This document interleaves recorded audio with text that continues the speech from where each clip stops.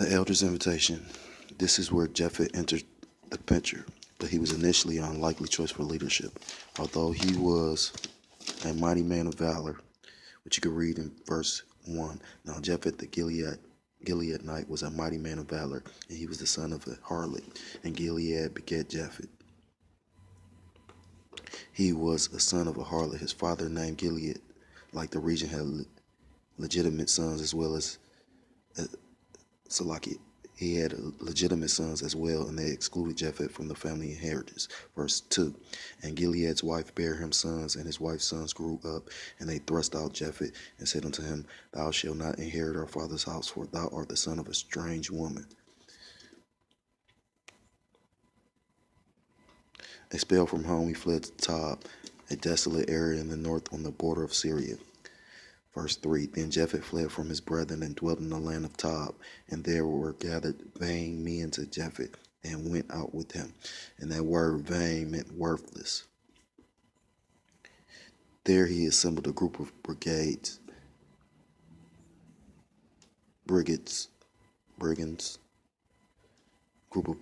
and led them in raiding the countryside. So he was like basically back then mercenary, bandits. Jephthah's exploits became widely known, and when the Ammonites' threat became severe, he appeared to be the only person capable of defeating them.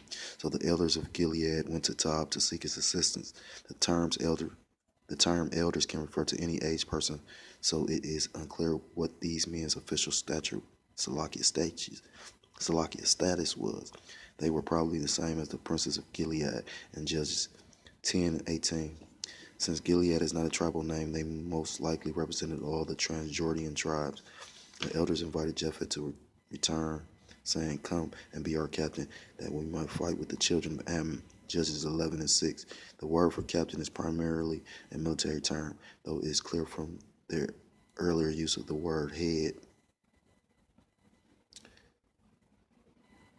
Judges 10 and 18 that they also had political leadership in mind. This was truly a remarkable offer to one who previously had been regarded as a social outcast. It was clearly a sign of desperation. Jephthah's objection. Judges 11 and 7. Jephthah's bitter response to the elders is understandable in light of his previous experience. Did not ye hate me and expel me out of my father's house? It was technically his half-brothers who had expelled him, but he held the elders responsible. They may have added legal weight to the brothers' decision. At least they had done nothing to hinder it. Whatever Jephthah's character may have been like, we must remember that he had done nothing to deserve his exile.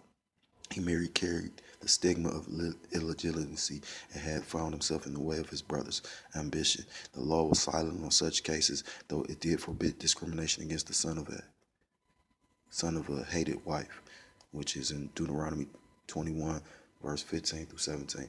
And it brings to mind when the Akim in the camp on GMS, Ancient of Days, when they were talking about the Game of Thrones. And if you ever watched that series, I read the books way better, and then if you into it, you find out that they actually changed the books.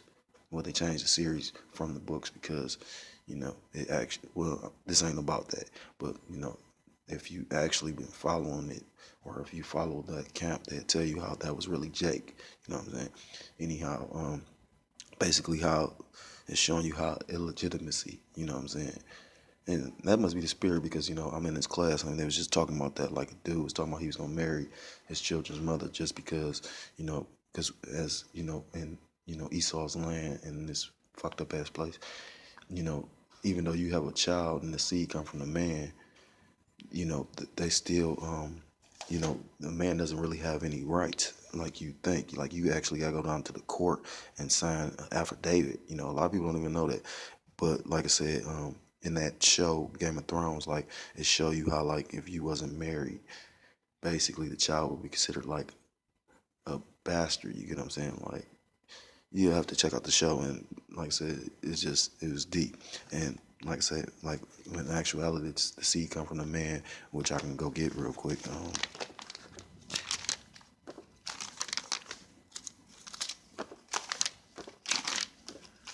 But But then, like I said, they got everything so backwards here. You can find out that in actuality, well, the seed comes from the man, so that's really more your child than the females. You know what I mean? A female cannot produce a boy in no kind of way. Science hasn't created that yet. You know what I mean? Like, probably never will, but like I say, Esau gave the woman all the rights. This is the book of Numbers, chapter 1, verse 2. No, I'm going to read at 1. I'm going to start at 1. And the Lord spake unto Moses in the wilderness of Sinai, in the tabernacle of the congregation, on the first day of the second month, in the second year after they were coming out of the land of Egypt, saying, verse 2, Take ye the sum of all the congregation of the children of Israel, after their families, by the house of their fathers, with the number of their names, every male by their poles. So, the houses were numbered after the men, because the seed comes from the men. Back to the expositor. Thus, while we cannot say whether Jephthah had suffered a legal wrong, there was no legal right for the way he was treated. What had happened was due to hatred, and the elders had acquiesced to it. I might be saying that wrong.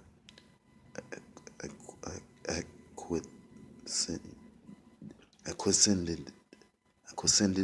to it. He therefore held them culpable, along with his half-brother, Salaki half-brothers. It was with sarcasm, therefore, that Jephthah asked them, Why are ye come unto me now when ye are in distress? Which we read in the book of Judges 11:7. We might paraphrase it this way. I was not good enough for you before. Why am I so important to you now? It is only because you are in trouble. The objection was legitimate. In fact, it was almost identical to the challenge the Lord himself earlier gave to the apostate Israel, that you can read in chapter 10, verse 13 through 14. They turned to him only when they had no other choice. And that's how, the Most High God will mock you like that to a person, you know what I'm saying? So, like I said, it's funny. Commitments born of a convenience or desperation are at best fragile and apt to be broken when the immediate crisis is past. Jephthah was therefore suspicious. Were the elders sincere in their offer, or would they cast them aside in favor of someone else after the Ammonites were gone? This fickle tendency of the deceitful heart, which you can read in Jeremiah 17:9, is what continues to poison human trust, even unfortunately among Christian believers. The elders pledge, Judges 11:8-10, it must have embarrassed the elders of Gilead to be caught in their hypocrisy. They had no answer. They therefore can be taken as an admission of wrongdoing.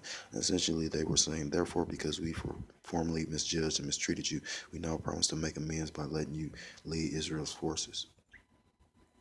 They would go even further.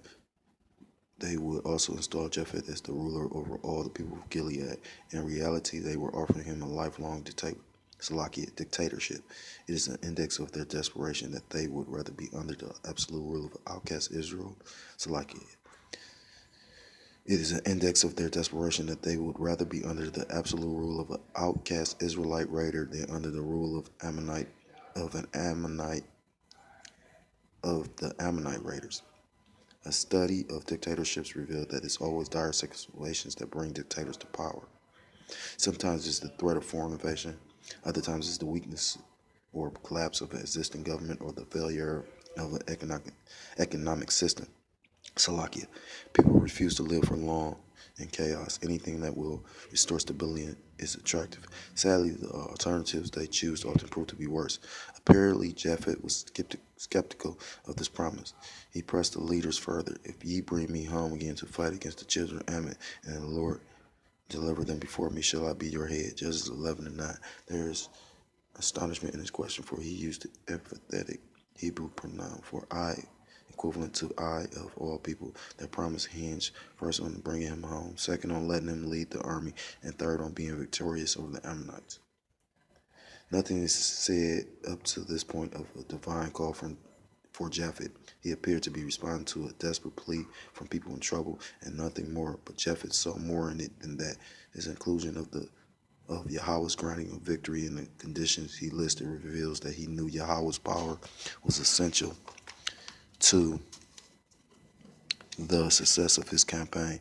Jephthah's rough life in exile apparently was not without spiritual benefits.